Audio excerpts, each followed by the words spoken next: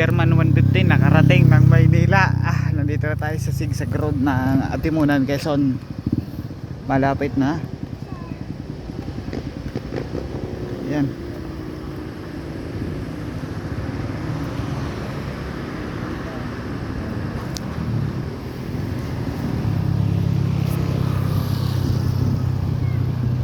Pahinga muna.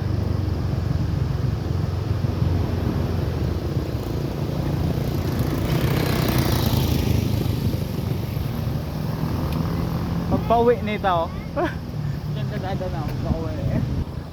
Uwi ulit ng Bicol.